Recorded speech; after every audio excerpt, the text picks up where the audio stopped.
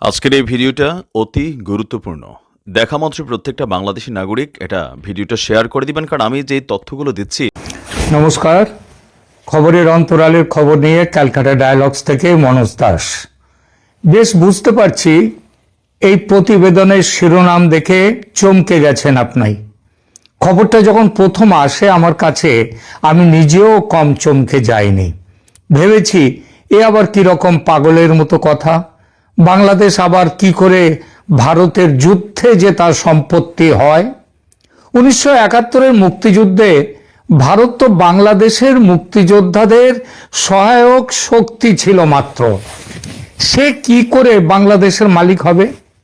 54 বছর হলো জন্ম নিয়েছে বাংলাদেশ, কিন্তু এমন আজগুবি কথা তো কোনোদিন শুনিনি। এমনকি এমন অদ্ভুত দাবি তো কোনোদিন করেনি ভারত।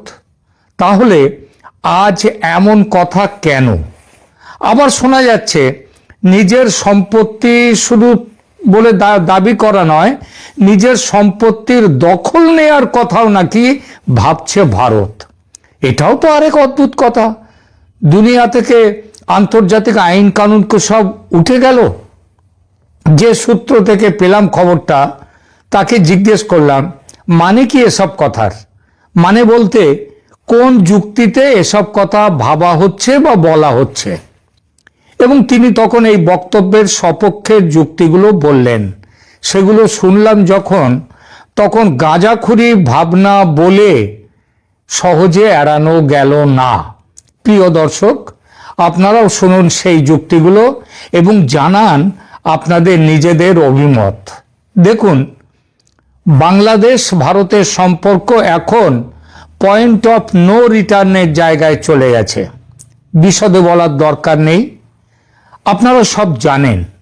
পরিস্থিতি এতটাই বিপজ্জনক যে এমন একটা ভাবনা ভারতীয় নেতৃত্ব ভাবতে শুরু করেছেন যা সাধারণভাবে চিন্তায় আনা যায় না, যা এক কথায় অকল্পনীয়।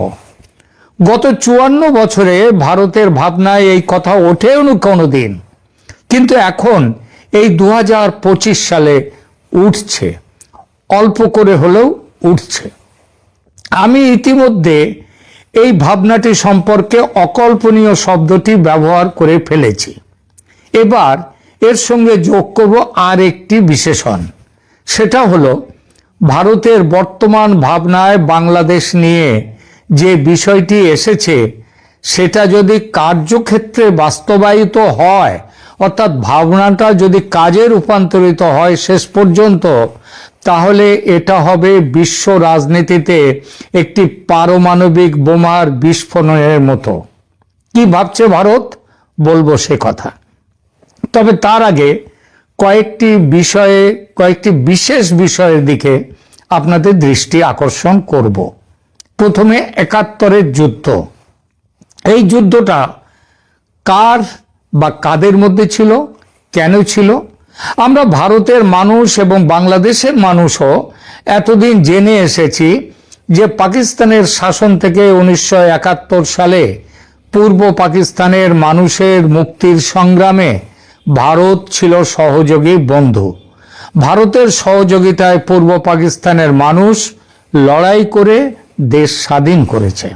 কিন্তু বাংলাদেশেরই কিছু সংখ্যক বুদ্ধিজীবী ও সুশীল সমাজের মানুষ অনেক দিন ধরে বলে আসছেন ভারত তার নিজের স্বার্থে পাকিস্তানকে দ্বিখণ্ডিত করার জন্য 71-এর যুদ্ধ করেছিল। অর্থাৎ পাকিস্তান দুভাগ হয়ে এই যে নতুন দেশ বাংলাদেশের জন্ম হলো, এটা কোনো মুক্তিযুদ্ধ নয়। এটা বলছে কারা? বাংলাদেশের একটা বড় সংখ্যক লোক। ভারতের ষড়যন্ত্রের ফল মাত্র এইটা বলছে। আমি আশা করি এটা যে মিথ্যা বলছি না সেটা আপনারাও জানেন। এসব কথা সত্যিই উঠেছে। এই যে ন্যারেটিভ, এটা যে নতুন করে হঠাৎ এসেছে তা নয়, বেশ কিছু বছর ধরেই শোনা যাচ্ছিল। এমনকি সেই 71-এও জামায়াতি ইসলামীরা বলতো এ কথা। সেই জন্যই তো তারা পাকিস্তানিদের সহযোগী রাজাকার হয়ে গেছিল। তবে সেটা বলতো তারা তখন ছোট আকারে, কারণ জামাত বড় শক্তি ছিল না তখন।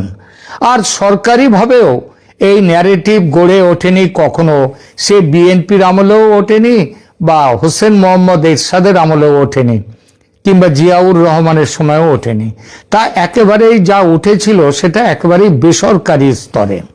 কিন্তু গত বছরের জুলাই অভ্যুত্থানের পর থেকে এই ন্যারেটিভ, তার যেমন অনুগামীর সংখ্যা, এই ন্যারেটিভ সমর্থকের সংখ্যা বেড়ে গেছে, তেমনি এই ন্যারেটিভ সরকারি হয়ে গেছে। বর্তমান শাসক হয়ে যারা আছেন তারা, তাদের সহযোগী ইসলামী দলগুলি, এনসিপি, এবি পার্টি ইত্যাদি, এবং সেই সঙ্গে বাংলাদেশের এক বড় সংখ্যক বুদ্ধিজীবী ও সুশীল সমাজের মানুষ স্পষ্টভাবে ঘোষণা করেছেন মুক্তিযুদ্ধ বলে আসলে কিছু নেই, ছিল না, ভারতের চক্রান্তেই পাকিস্তান দ্বিখণ্ডিত হয়েছে।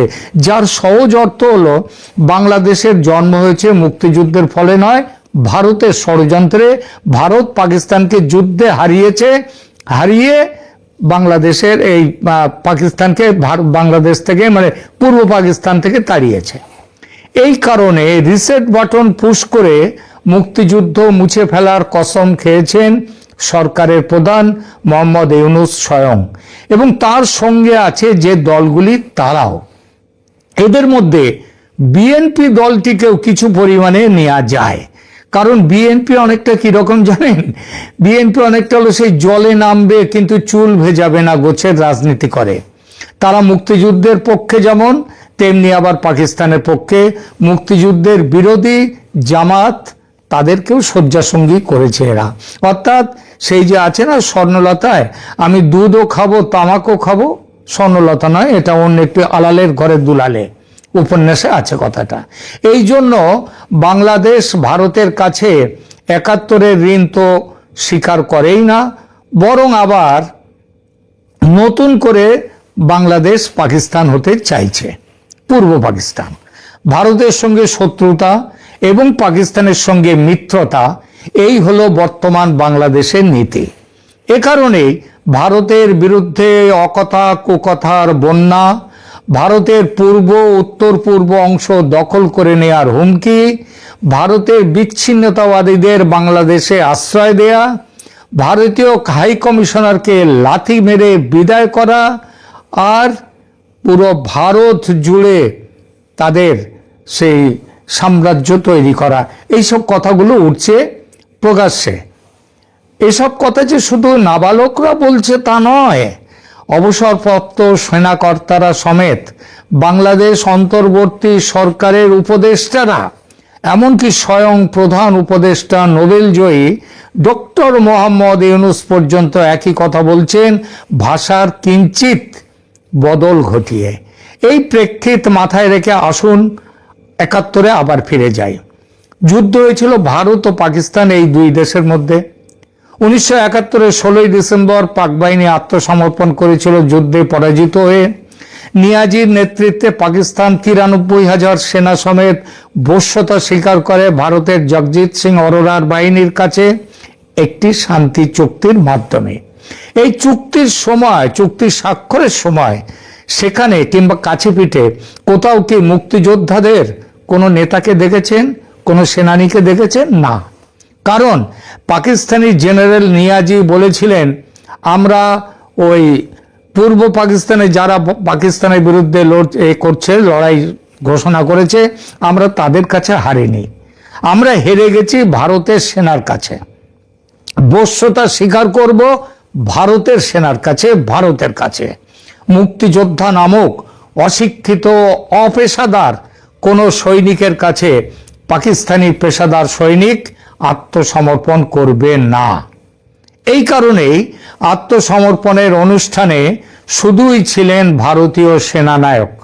এর থেকে এই সিদ্ধান্তে আসা নিশ্চয়ই ভুল হবে না যে ৭১-এ পরাজিত পাকিস্তানি সেনা সারেন্ডার করেছিল ভারতীয় সেনার কাছে, এবং পাকিস্তানের অন্তর্ভুক্ত যে পূর্ব পাকিস্তান সেটাকে তুলে দিয়েছিল ভারতের কাছে, কোনো মুক্তি বাহিনীর কাছে নয়, কোনো মুক্তিযোদ্ধার কাছে নয়। যুদ্ধের নিয়ম অনুসারে বিজয়ী পক্ষের দখলে চলে আসে পরাজিতের সমস্ত সম্পত্তি। এর অর্থ পূর্ব পাকিস্তান, যা কিনা বর্তমানের বাংলাদেশ, তার আসল মালিকানা ৭১-এর ১৬ই ডিসেম্বর এসে গিয়েছিল ভারতের হাতে। ভারত সেটা পরে দিয়েছিল বঙ্গবন্ধু মুজিবুর রহমানের জিম্মায়। বন্ধুত্বের নিদর্শন। ভুল বললে শুধরে দেবেন, তবে ভদ্র ভাষায়। যদি রাগ হয় আমার কথা শুনে, তাহলে আমাকে গালি না দিয়ে গালি দেবেন তাদের, যাদের জন্য বাংলাদেশের জন্মের ৫৪ বছর পর ভারত এসব কথা ভাবতে বাধ্য হচ্ছে এবং আমরা এই কথাগুলো বলছি।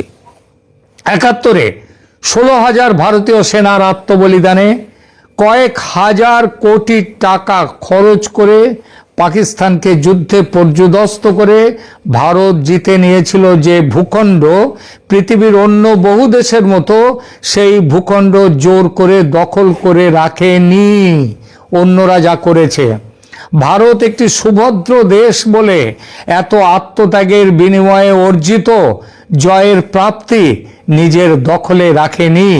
কিন্তু বর্তমান অবস্থার প্রেক্ষিতে ভারতকে ভাবতে হচ্ছে সেদিনের জয় করা ভূখণ্ডকে আবার নিজের দখলে নেবে কি না।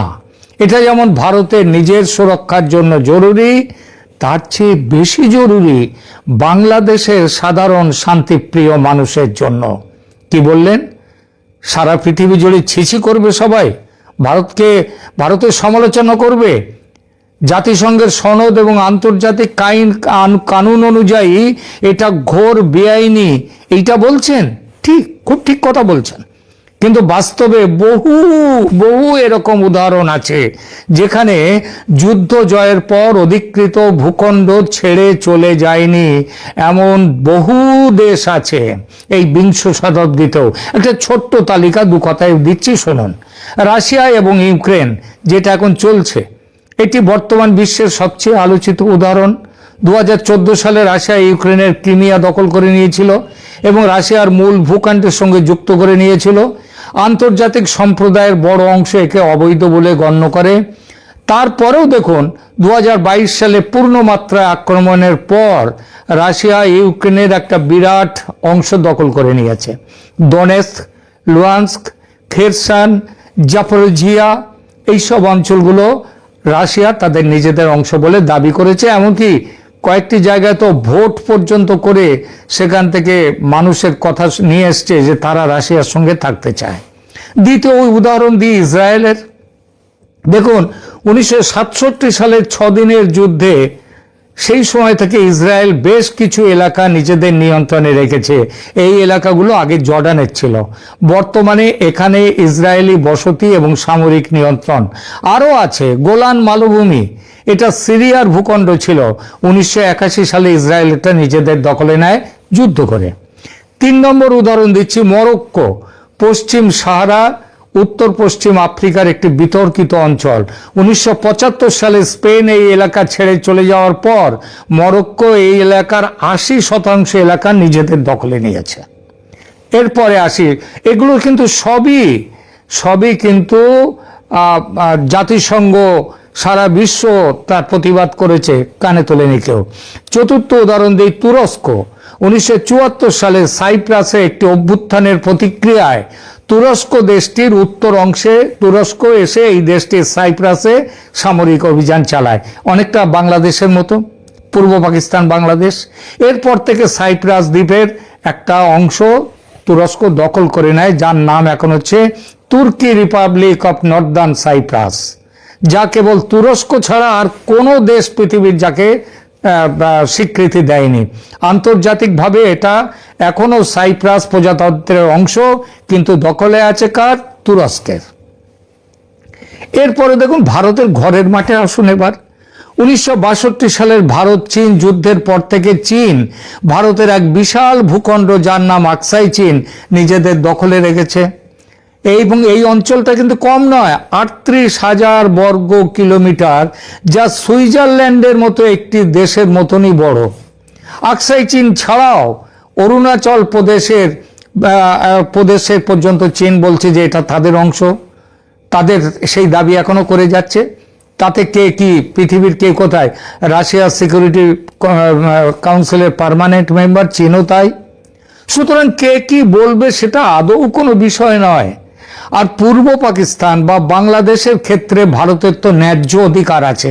ওই যে আগেই বললাম